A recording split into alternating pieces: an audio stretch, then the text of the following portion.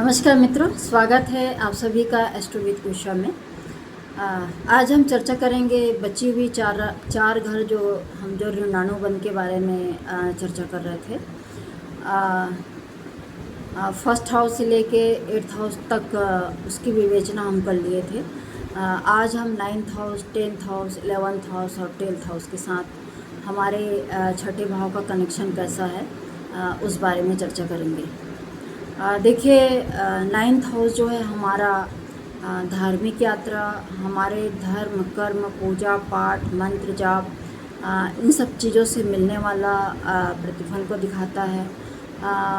कुछ ज्योतिषियों का मत है कि 9th हाउस जो है वो पिता का घर भी होता है और हमारे भाग्य को दर्शाता है। भाग्य को दर्शाता है कहने का मतलब ये है, जब हमारा भाग्य प्रबल होता है तो हम थोड़े से मेहनत में बड़ी उपलब्धियां हासिल करते हैं, और जिनको भाग्य का सपोर्ट नहीं रहता है उसको बहुत ज़्यादा मशक्क़त करने के बाद, बहुत ज़्यादा मेहनत के बाद भी बहुत थोड़ी सी उपलब्धि प्राप्त होती है।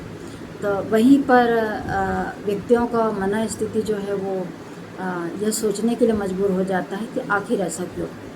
तो आइए हम बताते हैं, जब 6th हाउस का घर का स्वामी जो है जब 9th हाउस में आता है तो वो इंडिकेट करता है कि हमने जो डिपार्ट 9th हाउस को मिला है उन सब चीज़ों का जो उत्तरदायित्व है और हमारा जो कर्तव्य है, किसको हम निभाए हैं और किसको हम नहीं निभाए हैं, उन सारी चीज़ों को इंडिकेट करता है।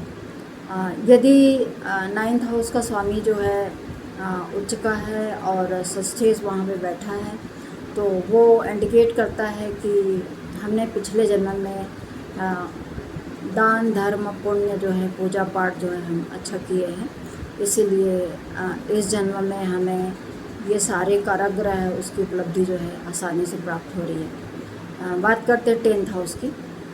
10th हाउस जो है वो स्पेशली हमारे कर्मों का होता है। जो भी हम अपने डेस्टिनी के हिसाब से शुभ अशुभ कर्म किए रहते हैं, उसके हिसाब से हमको ये सारी चीज़ें जो इस डिपार्ट का कारक है, जैसे हमारा करियर का है, हमारा राज्य सरकार से मिलने वाला सपोर्ट है, और हमारी प्रसिद्धि है, हमारा यश है, और इसके अलावा ये कुछ विद्वानों के मतों के अनुसार यह हमारे सास का, हमारे फादर का, इन सब चीज़ों का भी डिपार्ट जो है वो 10th हाउस को है। इस प्रकार से षष्ठेश जब 10th हाउस में जाता है तो उसके ग्रहों के पोजीशन के हिसाब से, ग्रहों की दृष्टि के हिसाब से और डिग्री के हिसाब से और इसके अलावा नक्षत्रों के हिसाब से ये सारा रिजल्ट जो है हमको 10th हाउस से मिलता है। बात करते हैं 11th हाउस का। यदि छठे भाव का स्वामी जो है 11th हाउस में होता है तो 11th हाउस जो है हमारा इच्छा पूर्ति का है, हमारे दोस्तों का है, और बड़े भाई बहन का है, हमारा सोर्स ऑफ इनकम है।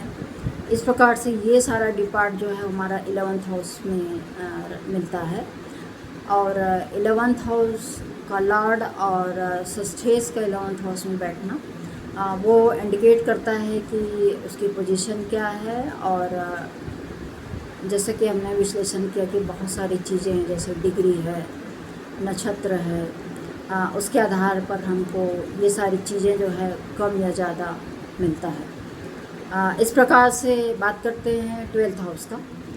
12th हाउस के पास हमारा व्यय का है, और हमारे हॉस्पिटल का है, हमारा मोक्ष का है, और हमारे खर्च का है, और हमारा शैया सुख है, हमारा बीमारी से मुक्ति पाने का जो उपाय है, ये सारा चीज़ जो है हम 12th हाउस से देखते हैं। इस प्रकार से छठे भाव का स्वामी यदि 12th हाउस में हो और यहाँ पर पोजीशन और रिजल्ट जो है बहुत भिन्न रहता है।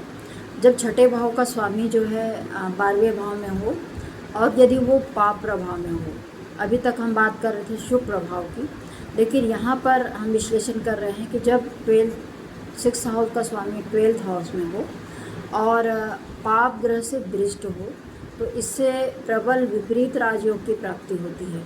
विपरीत राजयोग मीन्स ये किस प्रकार से होता है, मैं आपको क्लियर करती हूँ। जैसे कि हमारे कोई दूर दराज के रिश्तेदार होते हैं जो हमारी मृत्यु के समय में जो साथ देते हैं, हमारी सेवा करते हैं, और हम किसी प्रॉपर्टी के मालिक हैं, तो हम उसकी सेवा और उसके लगन को देखकर हम अपने प्रॉपर्टी को उसके नाम लिख देते हैं। इस प्रकार का एग्ज़ाम्पल आपने आसपास के वातावरण में देखे होंगे। ऐसा जो है वो आए दिन पेपर में, व्हाट्सएप में, फेसबुक में ये सारी सूचनाएं हमको घर बैठे मिल जाती है। तो ऐसी शुभ घटना जो है किसी के साथ होता है तो उसका पिछले जन्म का कुछ ऐसा कर्म होता है जिसके कारण से वो सारी चीज़ें जो है उस सेवा करने वाले व्यक्ति को मिलता है। आज की चर्चा यहीं तक। हम नेक्स्ट वीडियो में कुछ नया सब्जेक्ट लेके आके फिर से एक अच्छी जानकारी देंगे। तब तक राधे राधे, नमस्कार।